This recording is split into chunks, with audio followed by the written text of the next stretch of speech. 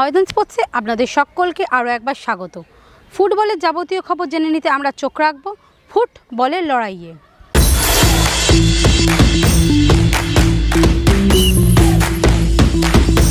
মোহনবাগান নির্বাচনে এই প্রথম ইস্তাহার প্রকাশ করে সদস্যদের হাতে তুলে দিলেন বিরোধী কর্তারা।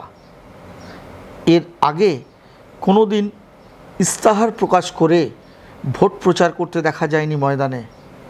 শনিবার বিধাননগরের এসি ব্লকের কমিউনিটি হলে প্রচার পর্ব সারলেন সৃঞ্জয় বসু। সেখানেই হলো বাগান নির্বাচনের ইস্তাহার প্রকাশ। প্রাক্তন ফুটবলার শিশির ঘোষ থেকে শুরু করে অমিত ভদ্র সবাই পাশে ছিলেন সৃঞ্জয়ের। প্রাধান্য পেয়েছে 50 বছরের বেশি যাদের ক্লাবের সদস্যপদ রয়েছে তাদের আর কার্ড রিনিউয়াল করতে হবে না। এই রকম একাধিক প্রস্তাব দেখা গেল সৃঞ্জয় বসু শিবিরের ইস্তাহারে। প্রথমটা হচ্ছে সদস্যদের সুযোগ সুবিধা ও স্বতঃস্ফূর্ত অংশগ্রহণ নিশ্চিত করা। দেখুন, আমি চাই আমাদের মাঠে এখন সদস্যদের ইনভলভমেন্টের জায়গা কম হয়ে গেছে, কারণ খেলা হয় না মাঠে, সেটা একটা কারণ। তো আমাদের বেশ কিছু করতে হবে আজকে নতুন প্রজন্মকে ভেবে, যাতে মেম্বাররা মাঠে আসতে পারে। সেটা আমি ব্যাডমিন্টন কোর্টও করতে পারি, বা সেটা আজকে পিকেল বলে কোর্ট করতে পারি। আমরা এমন একটা জিম করতে পারি, ধরুন, যেখানে মোহনবাগান মেম্বাররা তাদের মেম্বারশিপ কার্ড দেখিয়ে একটা সাবসিডাইজ রেটে জিম করতে পারবে। আমি মনে করি এই মেম্বারশিপ কার্ডটা না, যারা 50 বছর ধরে যে ফ্যামিলিতে এই কার্ডটা আছে, সেই কার্ডটা কিন্তু সেই বাড়ির একটা বিশাল প্রাইস পজেশন বলতে পারে। এটা তার কাছে একটা গর্বের ব্যাপার মোহনবাগান কার্ডটা।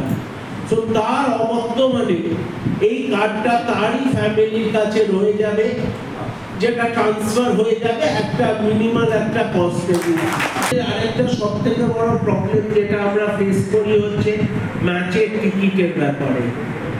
আমরা চেষ্টা করব ম্যাচের টিকিট যাতে, দেখুন, এটা তো কথা বলে করতে হবে। আমি অ্যাপিল করব কোম্পানির কাছে যে সদস্যদের অ্যাটলিস্ট মিডল টায়ারে ভালো টিকিট দেওয়া হোক, এবং এই ডিস্ট্রিবিউশনটাও যাতে ঠিকঠাক হয়। আমরা যদি চেষ্টা করব, ধরুন কলকাতা 2-3টে সেন্টারে ওটা করে, যদি, কারণ আজকে তো কম্পিউটারাইজড হয়ে গেছে, তো সেই ডিস্ট্রিবিউশনটাও অনেকটা ইজি হবে যদি আমরা কলকাতার 3টে মাথায় 3টে সেন্টার করতে পারি, যে সেখানকার সদস্যরা সেখানে গিয়ে কালেক্ট করে নিতে পারবে টিকিট। আমার একটা ইচ্ছে আছে, দেখুন, আমি বলবো না যে আমি কালকে একটা গিয়ে বড় স্টেডিয়াম করে ফেলবো বা একটা কিছু করে ফেলবো। আমার ইচ্ছে আছে একটা স্টেট ওয়াইজ যদি আমরা একটা নতুন ক্যাম্পাস গঠন করতে পারি, সেটা দূরে কোথাও একটা সেটা সরকারি থেকেও জমি দিতে পারি, দিয়ে একটা ধরুন একটা বাড়ি মতন করলাম, যেখানে আমরা নানা ইনডোর গেমস হতে পারলো, যেখানে মোহনবাগান মেম্বাররা এসে সেখানে ইনভলভ হতে পারবে। একটা স্টেপ ওয়াইজ শুরু করা। আমি আজকে বলবো না যে আমি কালকে একটা বড় স্টেডিয়াম করে দেব, এই করে দেব, তারপরে ভুলে যাব, সেটা নয়। এটা একটা, যদি ধরুন আমরা হাওড়ার দিকে কোথাও একটা করতে পারি, তাহলে কলকাতায় তো এইদিকে আছে একটা সেকেন্ড ক্যাম্পাস হতে পারলো। এদিকে বসে নেই বাগান সচিব দেবাশিস দত্ত। শনিবার দেবাশিস ভোট প্রচারে হাজির হয়েছিলেন বর্ধমানের দুর্গাপুরের সিটি সেন্টারে। সেখানে দুর্গাপুরের মোহনবাগান ফ্যান্স ক্লাব আয়োজন করেছিল সবুজ মেনের বিজয় উৎসব। এবার কি শাসক শিবির ও বাগান নির্বাচন ঘিরে ইস্তাহার প্রকাশ করতে চলেছে? কি বলছেন বাগানের বর্তমান সচিব দেবাশিস দত্ত? অনেক কিছু নতুন নতুন হচ্ছে, সেগুলো তো ক্লাবের পক্ষে ভালো। ইস্তাহার উনি প্রকাশ করেছেন, আমি শুনেছি। ভালো কাজ, ভালো জিনিস হলে তাকে তো ভালো বলবই।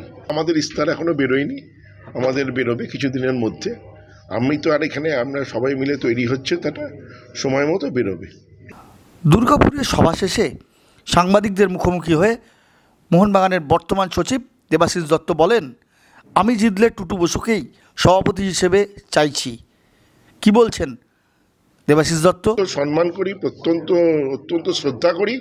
আমার কাছে উনি পিতৃতুল্য এখনও। আর উনি কি বলেছেন সেটা নিয়ে আমার বলা উচিত নয়, এটা উনি অত্যন্ত শ্রদ্ধেয় মানুষ এবং ওটা ওনার ব্যক্তিগত মতামত। আমার কাছে আমার কাছে খুব সম্মানীয় মানুষ, শ্রদ্ধেয় মানুষ, এবং উনি আমার সভাপতি এখন আছেন, উনি ছিলেন, এবং ফিউচারেও যদি আমি জিতে আসি ওনার নামই আবার সভাপতিতে আমি প্রস্তাব দেব আমার কমিটির কাছে।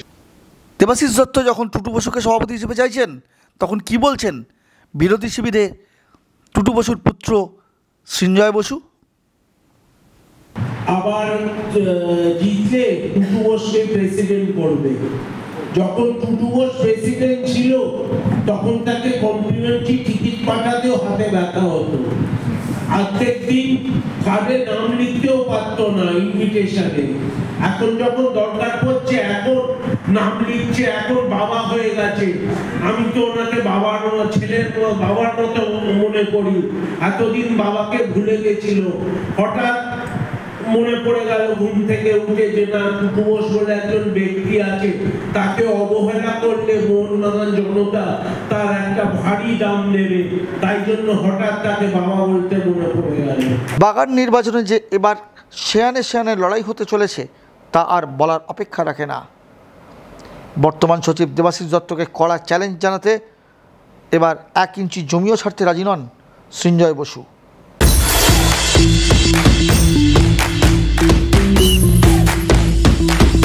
ক্রিকেটের সমস্ত খবর জেনে নিতে আমরা চোখ রাখবো ফ্রি হিটে।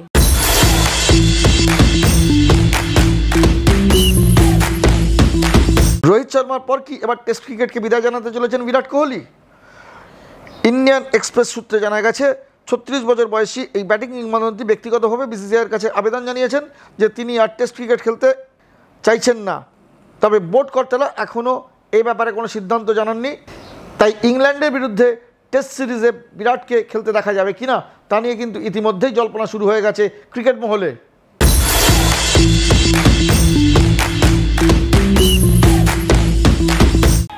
ভিডিওটি ভালো লাগলে লাইক করুন, আপনাদের মতামত কমেন্ট করে জানান, চ্যানেলটিকে সাবস্ক্রাইব করুন এবং পাশে থাকা বেল আইকনটিকে প্রেস করে দিন।